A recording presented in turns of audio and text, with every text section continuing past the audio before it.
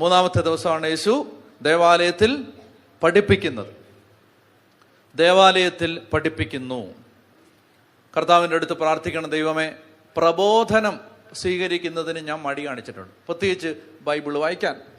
കർത്താവ് എന്താണ് എന്നിൽ നിന്ന് ആഗ്രഹിക്കുന്നത്? കർത്താവെ, കർത്താവിൻ്റെ സ്വരം കേൾക്കാൻ, വചനം വായിക്കാൻ, വചനം പഠിക്കാൻ, ആത്മീയ കാര്യങ്ങൾ പഠിക്കാൻ, വിശുദ്ധ കുർബാനയെ ഞാൻ പ്രാർത്ഥിക്കുന്ന കാര്യങ്ങളുടെ അർത്ഥം എന്താണെന്ന് പഠിക്കാൻ, ഇതൊക്കെ പഠിക്കാൻ ഞാൻ ഒത്തിരി മടി കാണിച്ചു. സ്കൂളിലെ പഠിത്തമല്ല, ആത്മീയ പ്രബോധനങ്ങൾ സ്വീകരിക്കാൻ ഞാൻ മടി കാണിച്ചിട്ടുണ്ട്.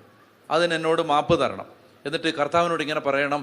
ഈ ഒരു വചനമുണ്ട് ഇങ്ങനെ, അവർ ദൈവത്താൽ പഠിപ്പിക്കപ്പെട്ടവരാകും. അങ്ങനെ ഒരു വചനമുണ്ട്. ആ വചനം ഏറ്റു പറഞ്ഞുകൊണ്ട് കർത്താവിനോട് പറയാം, കർത്താവെ, ഞാൻ ഈ ജീവിതത്തിൽ അറിയേണ്ട എല്ലാ ദൈവിക സത്യങ്ങളും അങ്ങെന്നെ പഠിപ്പിക്കണമേ. അതായത് ദൈവമേ, പ്രബോധനം സ്വീകരിക്കാൻ ഞാൻ മടി കാണിച്ചിട്ടുണ്ട്. ഉണ്ടോ? ഉണ്ട്. എത്ര ദിവസം ബൈബിൾ വായിക്കാതിരുന്നിട്ടുണ്ട്? അപ്പോൾ ഇനി അടുത്ത പ്രാർത്ഥിക്കണം, കർത്താവെ, അവർ ദൈവത്തെ, ഏതാണ് വചനം? അവർ ദൈവത്താൽ പഠിപ്പിക്കപ്പെട്ടവരാകും.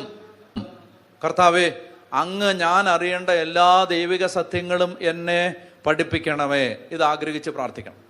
ഞാൻ അറിയേണ്ട എല്ലാ ദൈവിക സത്യങ്ങളും അങ്ങനെ പഠിപ്പിക്കണമേ. ഉറക്കെ പറഞ്ഞേ ഹല്ലേലൂയാ, പറഞ്ഞേ ഹല്ലേലൂയാ, പറഞ്ഞേ ഹല്ലേലൂയാ. അതായത് ഞാനൊരു കാര്യം പറയട്ടെ നിങ്ങളോട്, നമുക്ക് ഭയങ്കര ധൈര്യം ഉണ്ടാവും. ഏത് സാഹചര്യത്തിലും നമുക്ക് ധൈര്യം ഉണ്ടാവും. എപ്പോഴാ? നമ്മുടെ ഉള്ളിൽ ദൈവിക സത്യങ്ങൾ ഉണ്ടെങ്കിൽ.